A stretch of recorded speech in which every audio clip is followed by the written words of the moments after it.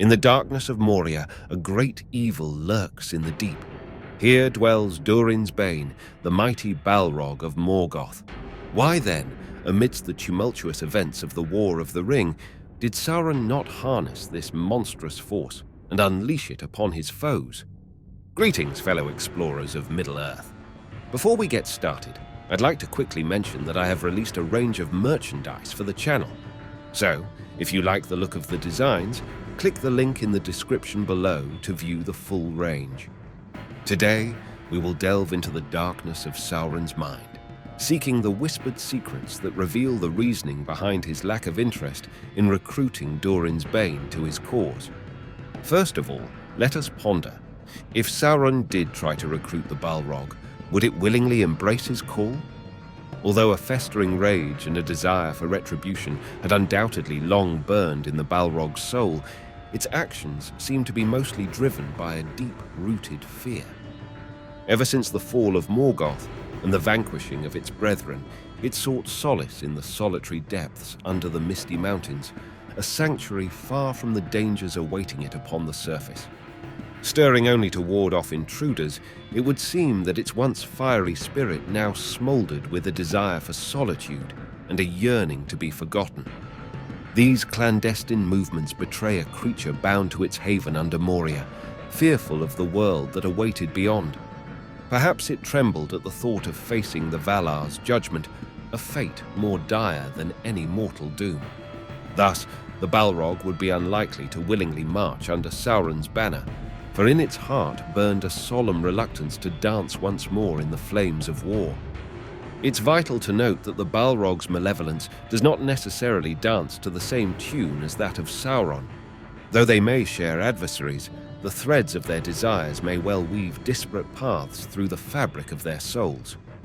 The Balrog, utterly loyal to Melkor, found kinship in its master's designs. Thus, we can assume that Durin's Bane harbored ambitions akin to Melkor's desire for destruction and chaos. Sauron, on the other hand, craved the symphony of order and dominion, a conductor bent on orchestrating a world to his design. Perhaps the Balrog found solace in the tumultuous whirlwind of disorder, eschewing the Dark Lord's vision of structured control for the raw power of anarchy that evil so fervently embraces.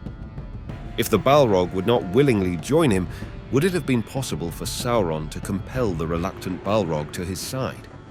It is important to note that the Dark Lord did not outrank the Balrog within the divine order of creation.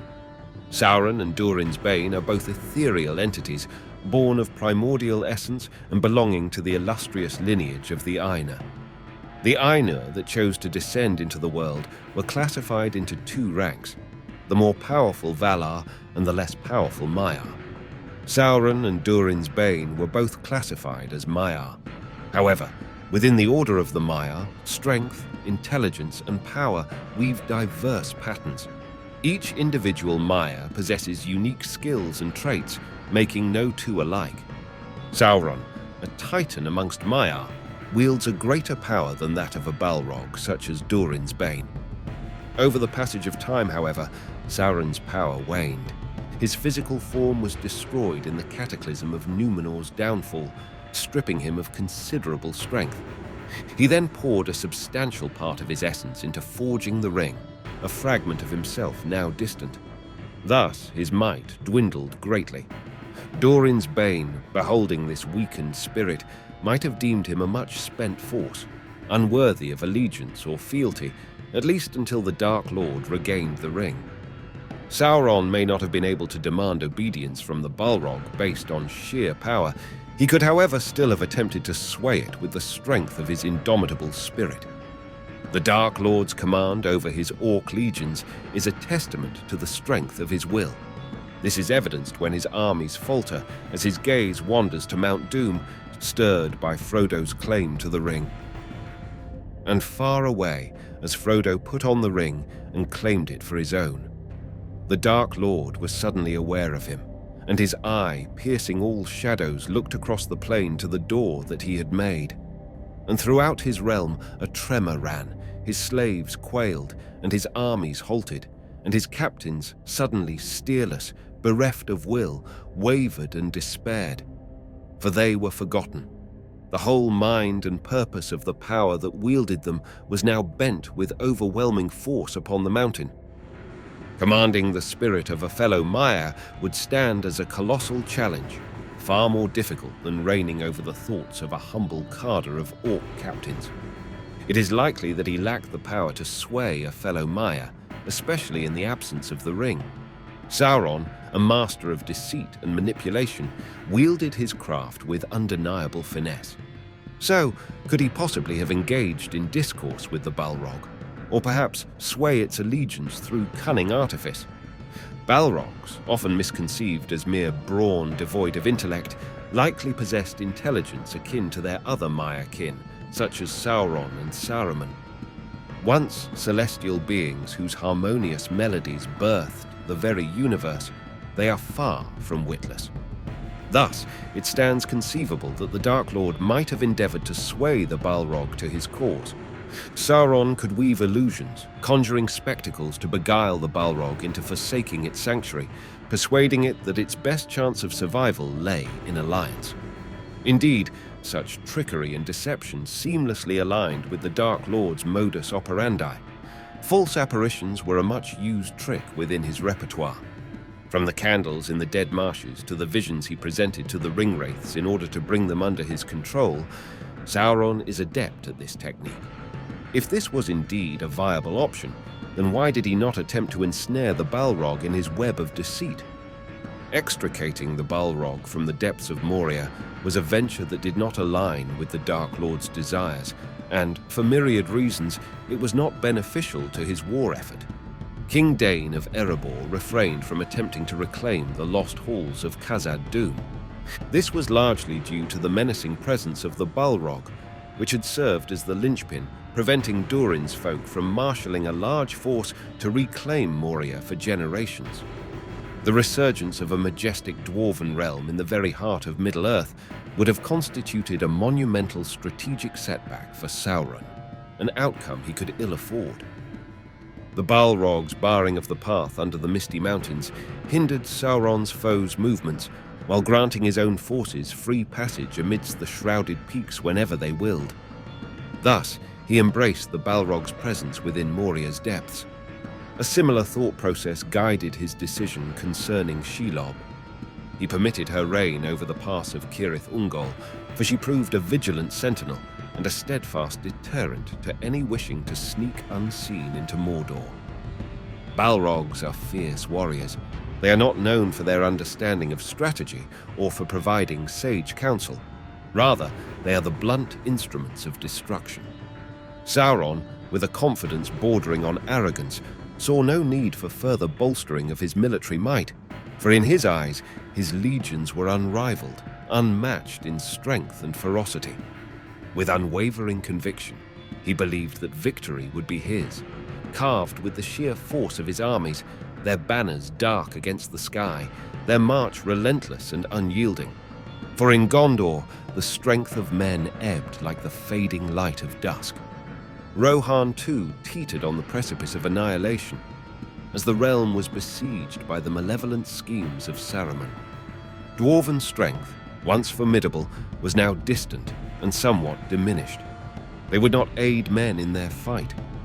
All elvenkind had turned their gaze away from Middle-earth, their departure soon to leave a void in the ranks of those who would stand against the encroaching darkness. Within the terrifying ranks of Mordor, however, many mighty beasts dwelled. Among them marched colossal Olog Hai, towering Mumakil from the land of Harad, and the dreaded Nazgul astride great fell beasts. Sauron, amid such terrible might, would scarcely have seen the need for yet another warrior to join their ranks. It's also crucial to understand the Dark Lord's demand for unwavering allegiance and submission. Each of his commanders and soldiers willingly knelt before him.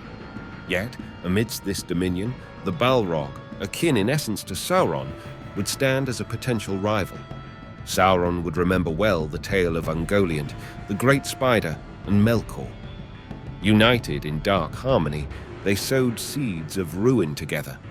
Yet, beneath the cloak of their pact, treachery lurked in Ungoliant's black heart, as recounted in the Silmarillion. But Ungoliant had grown great, and he less, by the power that had gone out of him. And she rose against him, and her cloud closed about him, and she enmeshed him in a web of clinging thongs to strangle him. Then Morgoth sent forth a terrible cry that echoed in the mountains. Deep in forgotten places, that cry was heard. Far beneath the ruined halls of Angband, in vaults to which the Valar in the haste of their assault had not descended, Balrogs lurked still, awaiting ever the return of their lord. And now swiftly they arose, and passing over Heathloom they came to Larmouth as a tempest of fire. With their whips of flame they smote asunder the webs of Ungoliant, and she quailed and turned to flight, belching black vapours to cover her. These events would likely serve as a cautionary tale for Sauron, casting a shadow upon any notion of an allegiance with Durin's Bane. The Dark Lord's grand design, from the forging of the Rings of Power to the tumultuous War of the Ring, converged upon one fervent desire: absolute dominion. A peer and a fellow Maya dwelling among his cohorts could stir unrest upon his quest for dominance over all life. In conclusion, while the absence of the Balrog from Sauron's ranks may seem perplexing at first glance, it serves as a reminder of the complexities of choice and destiny. It prompts us to reflect on the multifaceted nature of evil and the diverse perspectives that exist within Tolkien's rich and fascinating mythology. Thank you all very much for watching. If you have enjoyed the artwork in this video, I'm pleased to announce that I have released a range of wall art that you can order now via the link in the description below. I would also like to take this opportunity to light the beacons and call for aid. If you did enjoy this video, I would ask that you click the like button and consider subscribing to the channel. Until next time, farewell, fellow explorers.